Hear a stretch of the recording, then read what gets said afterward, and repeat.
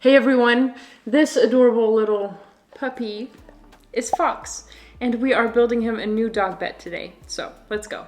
Well, one more cuddle then.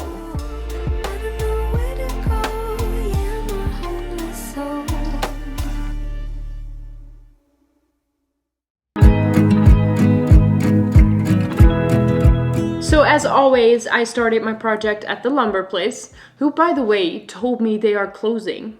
They are closing down their business. It's a little bit sad. Anyway, I got a board that was 145 by 22 millimeters, and I just cut it to a couple of manageable pieces.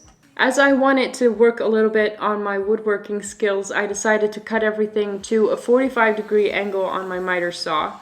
After I had cut a couple of pieces, I noticed that this board was incredibly cupped.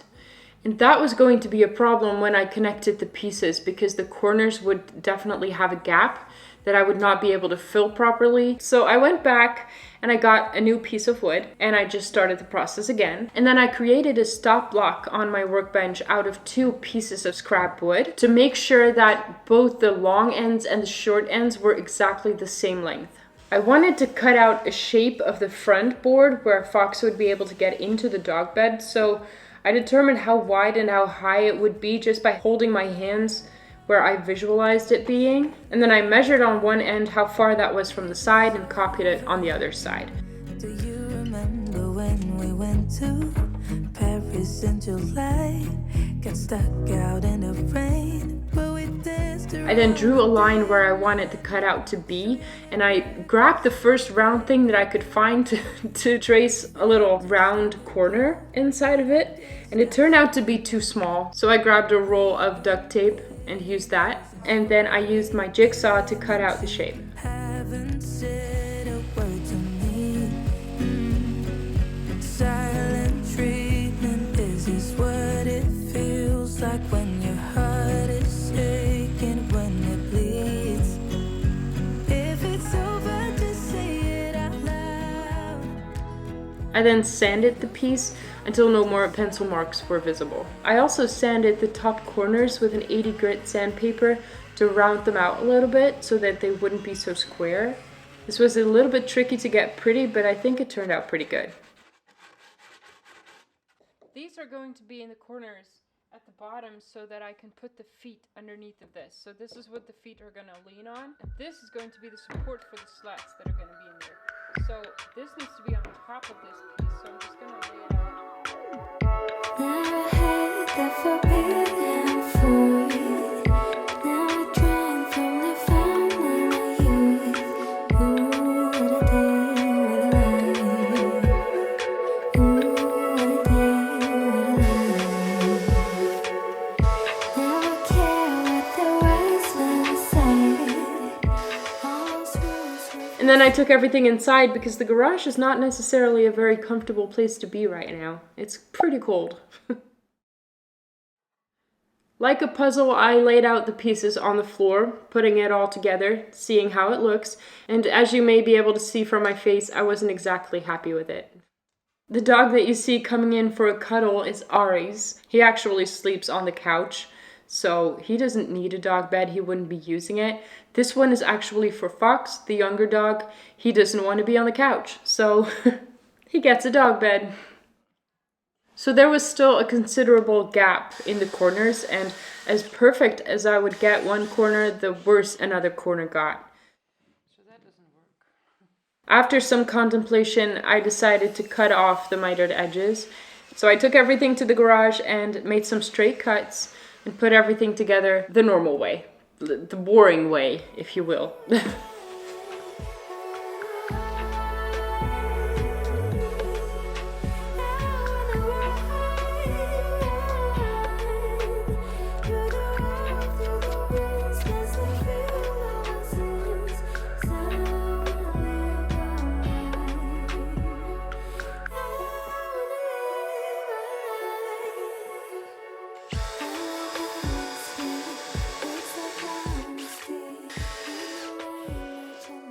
Is it too small?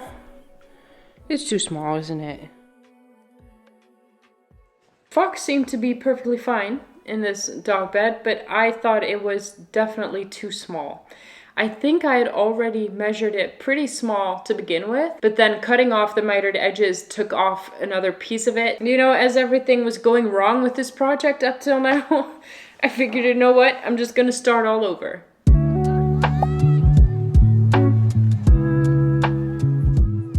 I glued each piece together and secured them with screws. I used a countersink bit to make sure that the screws would fall into the wood a little bit so that I could cover it up with some wood filler later and make it as flush as possible.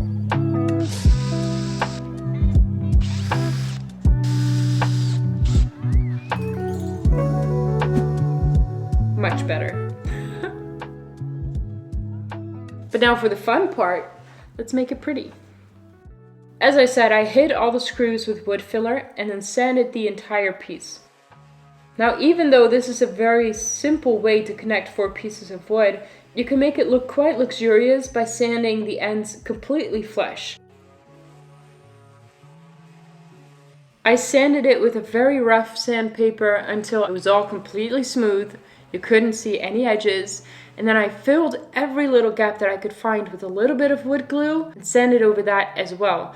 And the sand dust that comes off of that mixes with the wood glue and it just makes a very smooth surface. It looks really, really good. I stained the whole piece with the same stain that I've used throughout the house, which is a beautiful chestnut color. And then I did the same to those legs.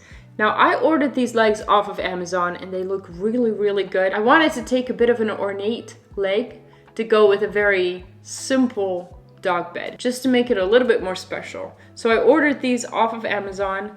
They are really, really pretty. I will link them in the description below. I stained them in the same color and then I could go and get the slats in.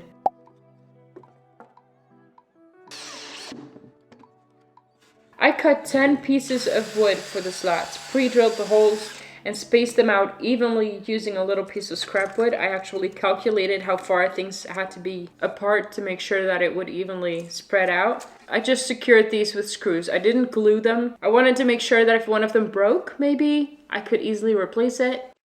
I thought that made sense. So I just screwed them in. I didn't glue them at all.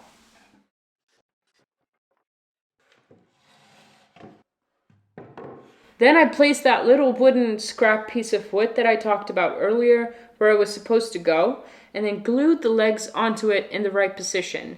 I did this because then later, when it was dry, I could take it all out and pre-drill the holes without it moving on me. It seemed to be a little bit complicated to keep things in place and pre-drill the holes, so I decided to glue everything together first. And this actually worked pretty good. Then I screwed the legs onto that scrap piece of wood and screwed the entire combination onto the bottom of the dog bed. Wish that I could be a little clever, find the words to tell you how I'm feeling. Come along, let's take this walk together. We're together.